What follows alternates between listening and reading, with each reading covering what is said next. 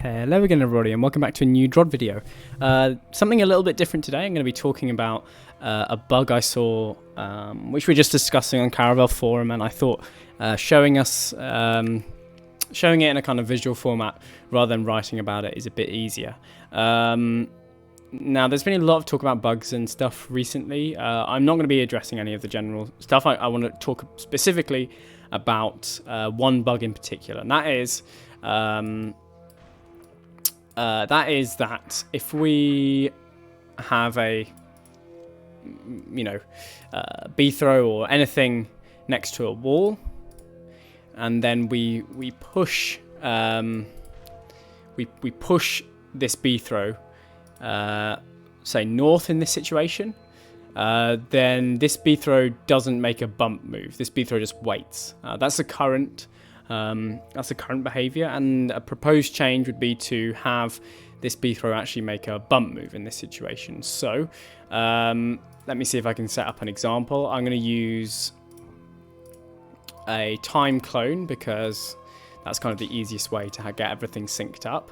But you can do this with a mimic, with decoy, and a player pushing the decoy. You can even do it, I think, with player pushing a monster and a monster pushing a player, and vice versa. So there's, there are lots of ways you can set up something like this. But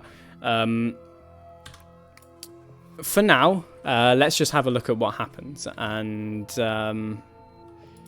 what we can do is we can show, using the dagger, we can show a very visual representation of the difference between a bump move and what happens when the player gets pushed onto into an obstacle.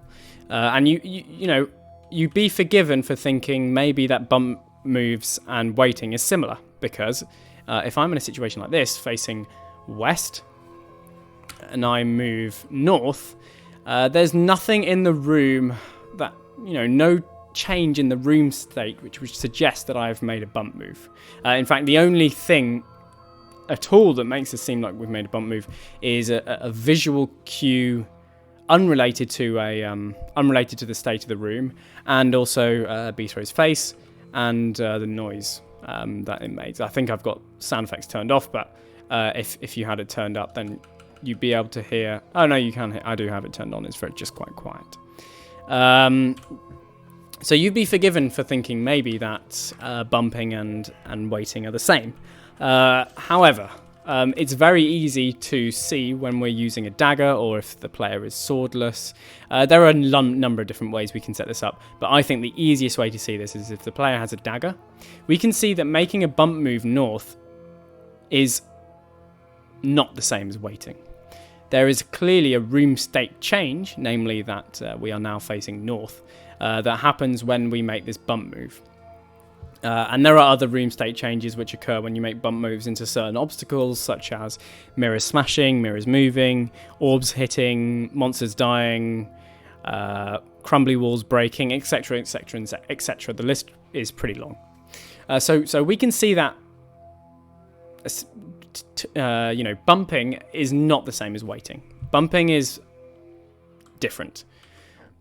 Fine. How does that help us, you may ask? Well, if we set up the following situation, we can see what happens when a player is pushed into a wall.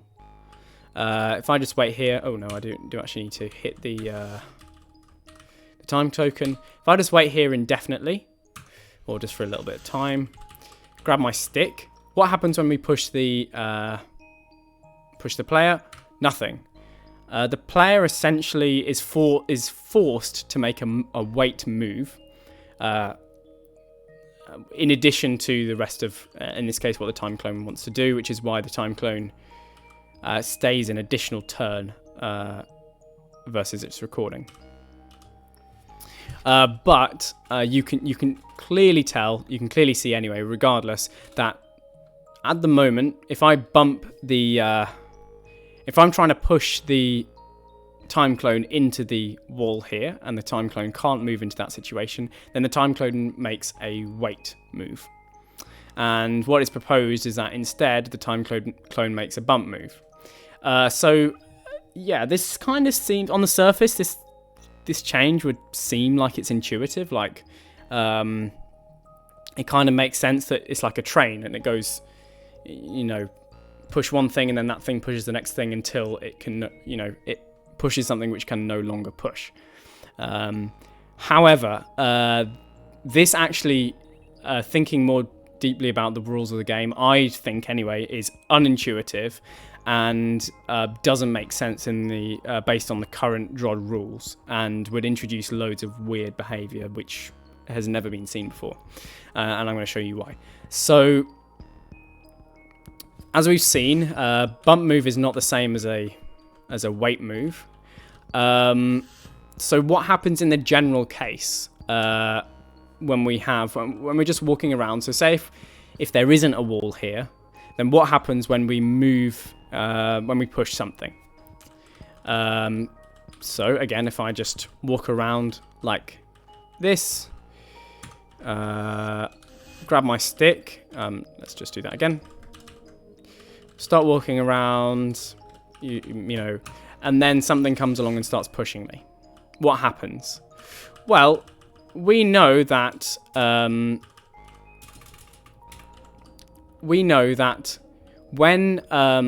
we push something not against the wall, so you know when we can move it around, what happens again is exactly the same behavior. This thing waits. The only reason why this thing moves at all is because it's being pushed by the player with the stick. And again, you can see this because if for example I just stand here and spin around, the time clone won't spin at the same time as me pushing it. You can see it's facing northwest. We push it, another turn goes by and it stays facing northwest, and it's kind of delayed by one turn. This behavior is identical to what happens with a roach, right? We can see this because when we push a roach, the roach moves to the east, okay, fine. But the roach doesn't face east. But pushing a roach east is not the same as a roach moving to the east. In fact, the only way you can get something to move east, for example, the easiest example to think about is the only way you can get a B-throw double to move east is by inputting the eastward move. My key is O. If you're using desktop layout, then your key will be 6. That is the only way to get that movement. There is no way to set up a double to go like this without pressing the key. And you may think, what are you talking about? That doesn't make any sense because you can just push it to the east. Well, no. Pushing to the east is not the same as having the player move to the east. And you can see that because if we use a dagger again to make it more obvious, a move to the east will have me finishing facing east. If, however, I am pushed east, or this time clone is pushed east, the time clone still stays facing south. It has only been moved by the stick. And I think this is a very important point. And it kind of applies into bump moves. The only way we can get this double to move east is by pressing the east key. And you can think of moving east as the same as bumping a wall. I am just trying to move east here. The only change is that there's a wall in the way. So, therefore, the only way we can make the player or a double make a bump move is by bumping ourselves. And that makes sense. If we can only make a double move east by pressing the east key, we should only be able to make a double bump by pressing the bump key, which, you know, is the same thing. And I think that is the main argument for me as to why we should not change this behavior, because it's basically saying if you can end up pushing a double into a wall and it makes a bump move, then why can't a double move at the same time as it's being pushed? Like, that's a logical, like, if the double can also make a bump move, if it can make a move in the same turn that it's being pushed, then why can't it make any other move in the game, such as a turning move or you know, a regular movement, like a step. And so I think that's a very important distinction. There is no way to make a bump move, and there should be no way to make a bump move unless you are inputting the key, the player is inputting that key. Further from that, and I think this is where kind of things get a little bit more technical and kind of can seem a bit convoluted. If, for example, we know that by the rules of DROD, Bthrow can't push 2 mirrors like this. Because I guess the explanation is Bthrow is not strong enough to do so. And if you can see, you might be able to see where I'm going with this, but if Bthrow is not strong enough to push 2 mirrors, why is Bthrow, you know, why would a Mimic or Bthrow pushing a double be strong enough to do so? It doesn't make sense. But also, if we have a construct, let's just include another monster. If we have a construct that we're pushing, we can't push both the construct and the mirror.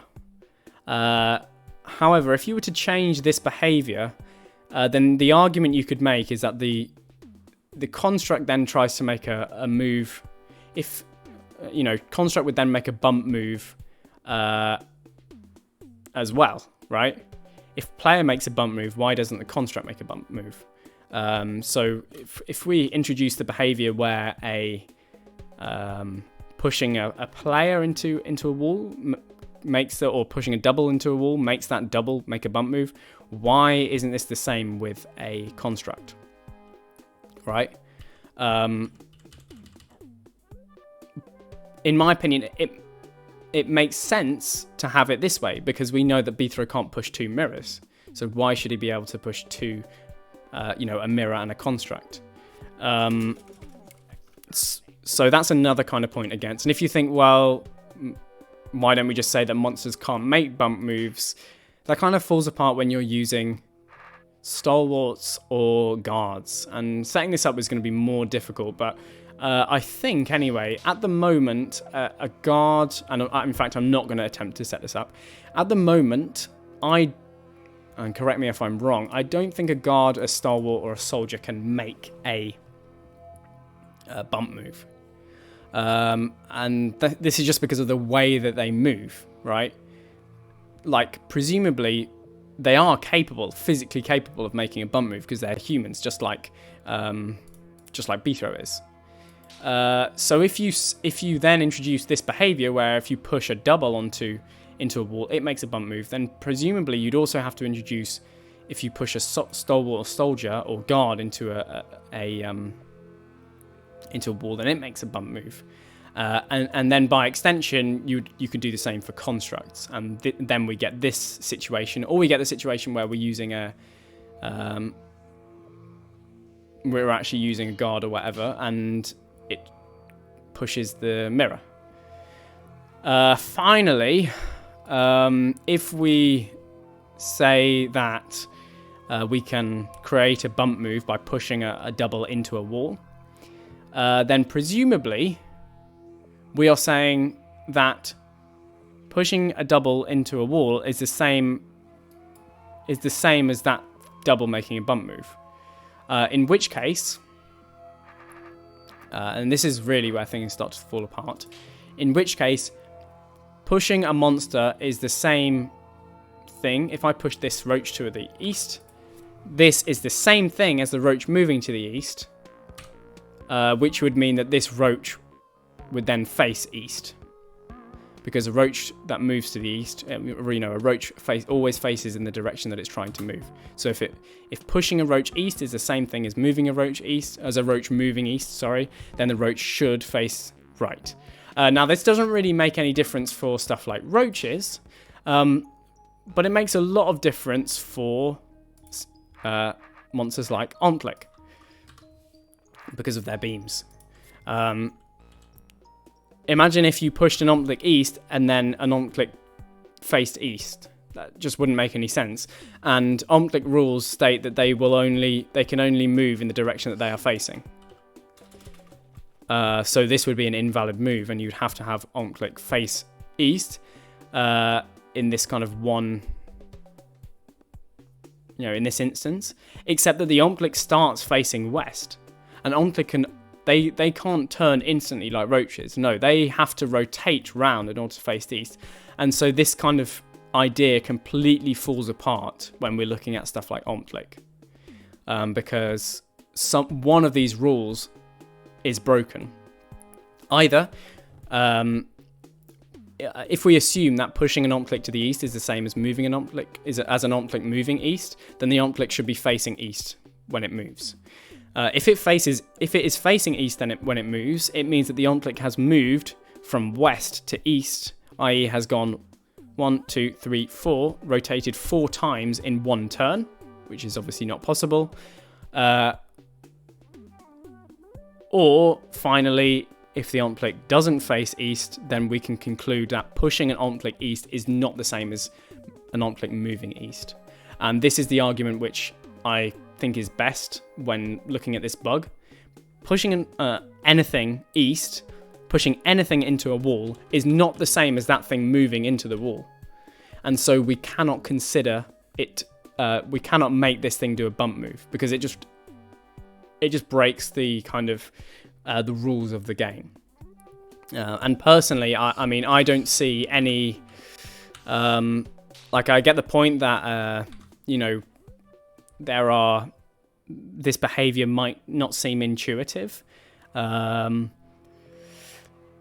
I think when you think about it a bit more, this behavior is indeed intuitive, and having a monster bump or having a double bump a wall if you push it into a wall just doesn't make sense to me. And I think that's if that behavior was introduced, it would it would break a bunch of rooms probably and demos, which obviously isn't great. But more importantly, this would just introduce inconsistencies, and in my opinion would be less intuitive than leaving the behavior as it is at the moment. So appreciate the conversation about this for sure, obviously you might have a different view from me or whatever, but this is my explanation as to why it shouldn't be changed, and hopefully this kind of gives you a bit of insight as to maybe the thought process that I go through when I think about other rooms maybe, or other bugs that are broken, or that are being discussed as broken. And maybe this changes your mind and makes you think, oh, well, maybe this behavior is intuitive after all. That's that. And hopefully you learned something in this video. So I'll catch you for a proper DROD video next time.